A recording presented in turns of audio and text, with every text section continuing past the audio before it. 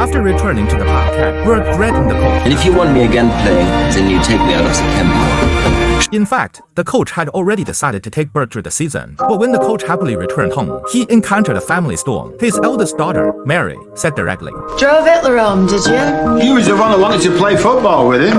I wanted to show the arrogant tosser what's what, not invite him to tea.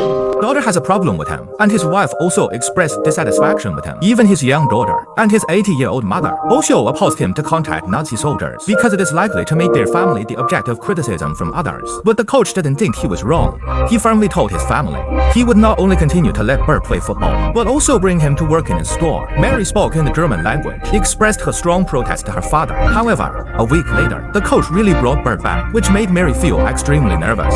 When Bert offered to say hello to her, she was shocked. Then, while pulling the wall in her hand, and urgently motioned for Bert to leave quickly. But Bert didn't respond. Mary had to muster up the courage to drive Bert out. Soon, Mary's best friend came to visit. When she saw the German working here, Mary was warned to guard against the Nazis.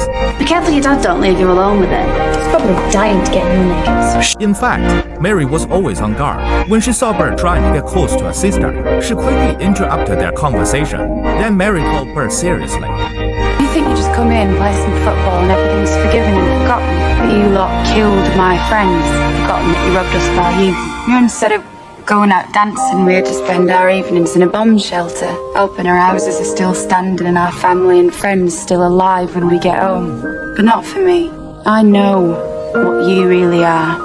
I'd rather have danced with you than stood on the battlefield. In the face of strong ethnic hatred, Bert's explanation is like a candle in the wind, which seemed very feeble. He sat alone in the utility room and seemed to be thinking about what war has brought to the common people. At this time, the old football on the ground accidentally caught Bert's attention. So Bert started training in the alley. Since then, he not only helped the coach with his work, he would use his spare time to train and teach Mary's sister to walk on stilts. Over time, his hard-working attitude and hard-working training spirit and his warm attitude towards people made Mary's heart couldn't help but ripple. And the next scene completely changed Mary's view of Bert, changed unexpectedly. On this day, the little bird wreath in Mary's shop somehow flew out of its cage. Just when she was helpless, Bert put down his work. With her agility, she helped Mary put the bird back into its cage. At this moment, Mary looked at Bert affectionately. At this moment, the emotion surging in her heart seemed to be more than just gratitude, but also heartfelt appreciation and a heart-pounding like spirit. This is because Bert proved with his actions that he was not a heinous Nazi soldier.